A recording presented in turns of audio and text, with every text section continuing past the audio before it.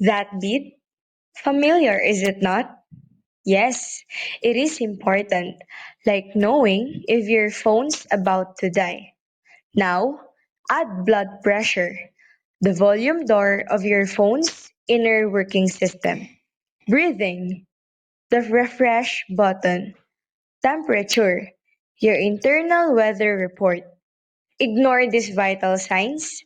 That's like driving blindfolded because the scenery seems okay. They are the body's super short status updates. Vital signs are more than measurements or baseline of one's overall health. Each pump of the heart is essential, and every breath is life. That is why checking them from time to time is significant.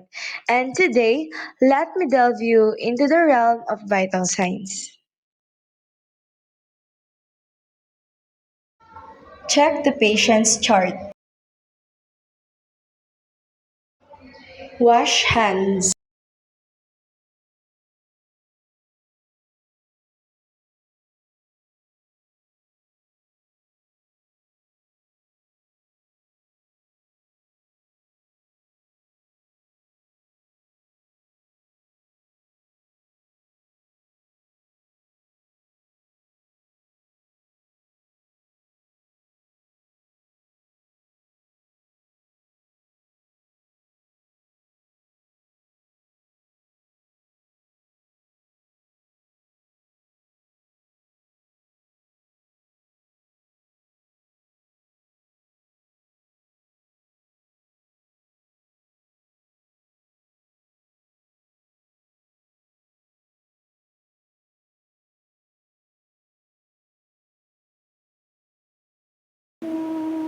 Ilagay na lang sa drive para hindi mag-ano. Assemble all needed equipments and put it in a vital sign tray and place it near the bedside of the patient.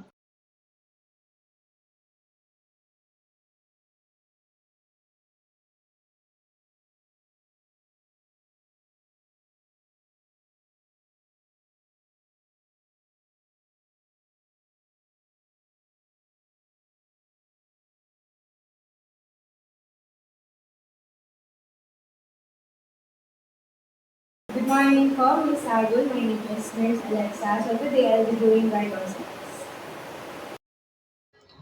Hold the tip of the thermometer with your fingertips.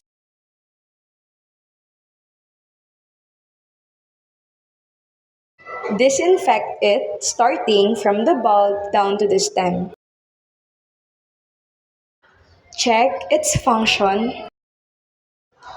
Move the patient gown away from the shoulder and pat dry it. Wait for the thermometer to have the value of the lowest and place it on the deepest area of the axilla. While waiting for the thermometer, we can talk to the patient.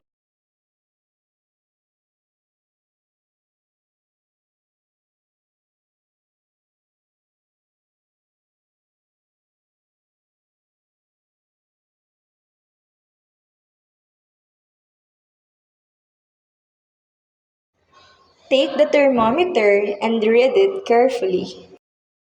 Disinfect it again now starting from the stem down to the tip.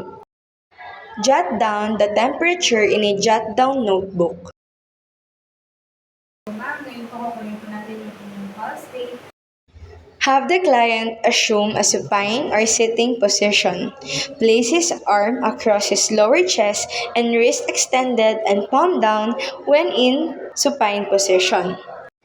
Place three fingers or two fingers along the radial artery and lightly compress it.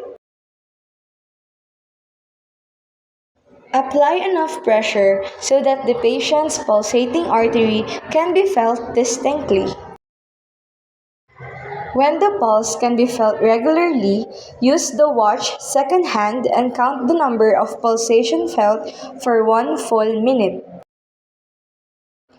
If the pulse is abnormal in any way, repeat the counting to determine accurately the rate, the quality, and the volume.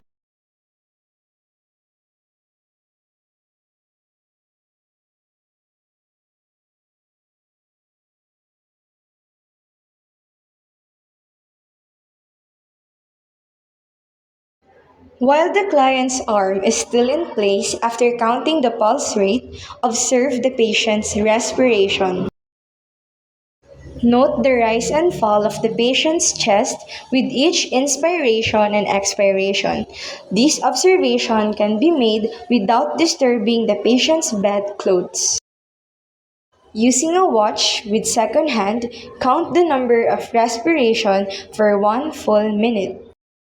If respirations are abnormal, repeat while counting. Note whether depth is shallow, normal, or deep, and whether rhythm is normal one of the altered patterns.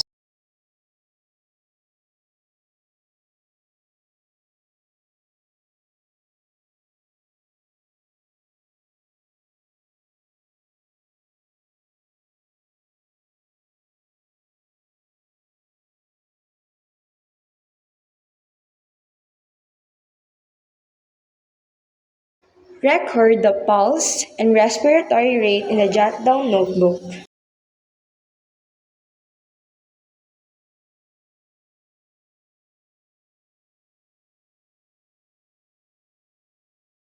Assist the client to a comfortable sitting position with arms slightly flexed, forearm supported at heart level and palm turned up.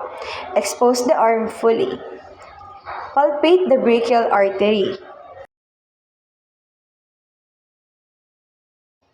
Position the cuff 2.5 cm or 1 inch above the site of brachial artery pulsation or antecubital space.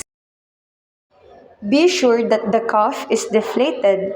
Wrap the cuff evenly and snugly around the upper arm. Be sure the manometer is positioned at eye level. Place the stethoscope earpiece in the ears and be sure sounds are clear and not muffled.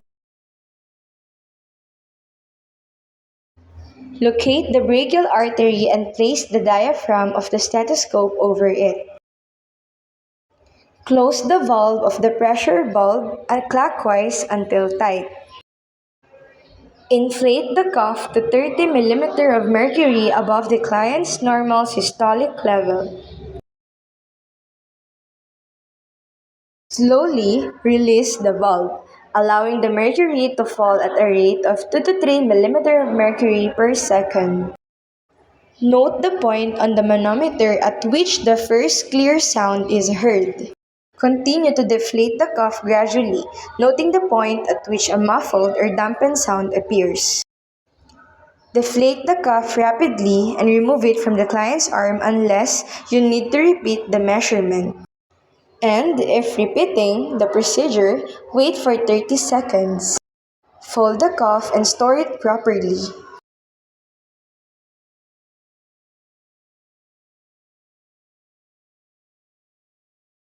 Assist the client to the position he prefers and cover his upper arm.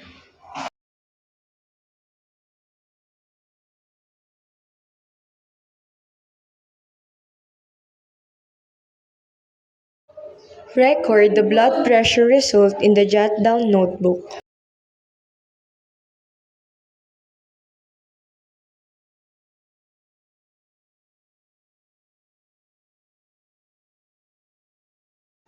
Document the results in the TPR sheet. Report to the clinical instructor or staff nurse for any abnormal results and unusualities. An effective and accurate vital sign taking does not happen within just one day. It takes a lot of practice to perform it flawlessly.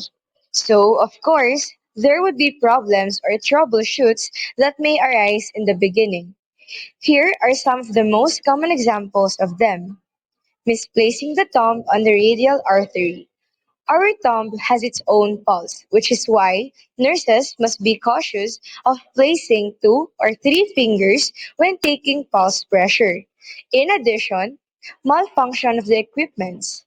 Nurses must be aware that the vital sign equipment they carry is functional to have results accurately. Lastly, poor nurse-patient interaction. Even though the vital sign is a quick process, the nurses should still communicate with their patients in order to build trust and professional companionship. As for the last part, I am going to discuss the measurements I had taken by my patient and the normal ranges within those procedures. My patient's temperature is normal given that the value is fit to normal ranges in auxiliary in relation to her age. As for her pulse rate, it is also normal. In some cases, however, 70 to 80 beats per minute is the normal range of pulse rate a woman should have. Her respiratory rate fits within the normal range given her age. Also, in some cases, 16 to 20 breaths per minute is the normal range of respiratory rate. Lastly, her blood pressure is normal, which is an indication of a good heart. Moving on, these are the list of several pieces of equipment and things that are essential when taking vital signs. Overall, vital signs are an indicator of what state our body is in. Thank you.